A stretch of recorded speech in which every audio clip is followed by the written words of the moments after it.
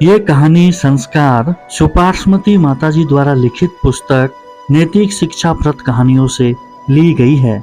इस कहानी का ऑडियो रूपांतरण यादगार लम्हे डॉक्यूमेंट्री मेकर द्वारा नवीन जैन चूड़ीवाल के निर्देशन में किया गया है। सागरमल जी निहालचंद जी चूड़ीवाल द्वारा प्रस्तुत है कहानी संस्कार।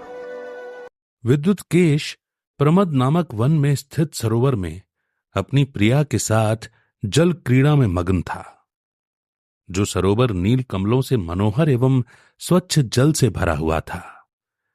जल के प्रवाह से भीगे हुए अपने वस्त्रों को हाथ में पकड़कर खड़ी हुई चंचल नेत्रा विद्युत केश की पत्नी श्री चंद्रा इधर उधर देख रही थी कि अकस्मात एक वानर ने आकर अपने नाखूनों से उसके स्तनों को विदीर्ण कर दिया, जिसके कारण उसके स्तन में दूध के स्थान पर रक्त की धारा बहने लगी।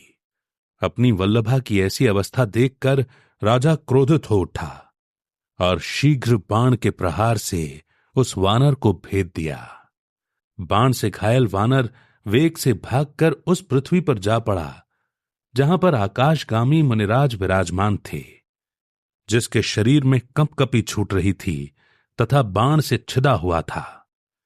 ऐसे वानर को देखकर संसार की स्थिति के जानकार मुनियों के हृदय में अनुकंपा उत्पन्न हो गई। उसी समय धर्म दान करने में तत्पर एवं तप रूपी धन के धारक मुनियों ने उस वानर को सर्व पदार्थों को त्याग कराकर पंच नमस्कार मंत्र का उपदेश दिया। उस मंत्र के प्रभाव से वह वानर योनि में उत्पन्न हुए अपने पूर्व विकृत शरीर को छोड़कर क्षण भर में उत्तम शरीर का धारी महोदधि कुमार नाम का भवनवासी देव हुआ। इधर राजा विद्युत केश सर्व वानरों को मारने का प्रयत्न कर रहा था। क्रोध के आवेश में आकर बाणों के प्रहार से कितने ही मरकटों को धराशायी कर दिया, कितनों को अपंग और कितनों के मुख से रक्त की धारा बहा दी। वानर के जीव महोदधि ने जब अवधि ज्ञान के द्वारा जाना कि मेरे अपराध के कारण बेचारे निर्दोष वानर मारे जा रहे हैं, तब उसने शीघ्र ही विक्रिया के सामर्थ्य से वानरों की एक बड़ी भारी सेना बनाई। उन वानरों के मुख दाढ़ों से विकराल थे, उनकी भवें चढ़ी हुई थीं, सिंदूर के समान लाल लाल रंग था और वे भयंकर शब्द कर रहे थे। कोई वानर पर्वत उखाड़कर हाथ में लिए थे और कोई वृक्ष उखाड़कर, कोई हाथों से जमीन कूट रहे थे, कोई पृथ्वी को कंपायमान कर रहे थे। क्रोध के भार से जिनके अंग महाभयंकर दिख रहे थे और जो दूर दूर तक लंबी छलांगें भर रहे थे, ऐसे मायामयी वानरों ने अतिशय कुंपित वानर वंशी राजा विद्युत केश से कहा कि अरे दुराचारी, ठहर ठहर, अब तो तू मृत्यु के मुख में आ पड़ा है। अरे पापी, निरपराधी पशुओं को मारकर तू किसकी शरण में जाएगा? ऐसा कहकर अट्टाहस करते हुए वानर वेशधारी देव सारे आकाश में व्याप्त हो गए। इस प्रकार वानरों की बहुलता को देखकर विद्युत केश ने विचार किया कि ये वानरों का बल नहीं है, ये तो कुछ और ही होना चाहिए। नीति शास्त्रज्ञ विद्युत केश ने विनय पूर्वक पूछा कि हे सत्पुरुषों, आप लोग कौन हैं? तुम्हारा शरीर एवं शक्ति वानरों के जैसी तो नहीं दिख रही है। विद्युत केश के वचन सुनकर महोदधि ने कहा, स्वभाव से चपलता के कारण तुम्हारी पत्नी को कष्ट देने वाला मैं वानर हूं, जिसको तूने मारा था। मुनिराज के द्वारा प्रदत्त नमोकार मंत्र के प्रभाव से मैं पशु पर्याय को छोड़कर देव हुआ हूं।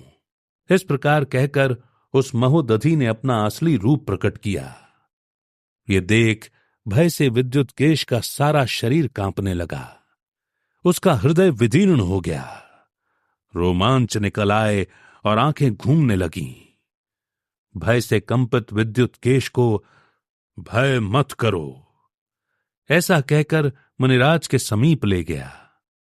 मुनिराज के समीप जाकर दोनों ने भक्ति पूर्वक 3 प्रदक्षिणा देकर मुनिराज के चरणों में नमस्कार किया और बार बार स्तुति करके उनके चरणों की पूजा की। तदनंतर मुनिराज ने कहा, राजन, इस अपार संसार समुद्र में भ्रमण करते हुए इस प्राणी ने अनेक पर्याय धारण की हैं। ऐसा स्थान नहीं छोड़ा जहां जन्म नहीं लिया हो, और ऐसी पर्याय नहीं जिसको धारण नहीं किया हो। ये संसारी प्राणी राग द्वेष के कारण अनादि काल से संसार में परिभ्रमण कर रहा है। शरीर, परिग्रह, पुत्र, पौत्रादिक एक शरीर को छोड़कर जाते समय वहीं रह जाते हैं, परंतु कषायों के संस्कार साथ में जाते हैं। उन कषायों के कुसंस्कारों के कारण ही जीवों का परस्पर स्नेह एवं विरोध होता है तथा एक दूसरे का घात करते हैं। तुम दोनों का भी पूर्व भव का विरोध है। इसी के कारण हे राजन, तूने वानर को मारा था। हे विद्युत्केश, तुम पूर्व भव में राजमंत्री थे तथा वानर का जीव भील था। किसी कारणवश संसार की असारता को जानकर दैगंबरी दीक्षा ग्रहण कर मंत्री घोर तपश्चरण कर रहा था तथा दर्शनार्थ आई हुई धर्मालु भव्य एवं सम्यक दर्शन से सुसज्जित महिलाएं उन मुनिवर के चरण कमलों की पूजा स्तुति कर रही थीं। इतने में हाथ में धनुष बाण लेकर जीवों का संहार करता हुआ वो भील इधर आ निकला।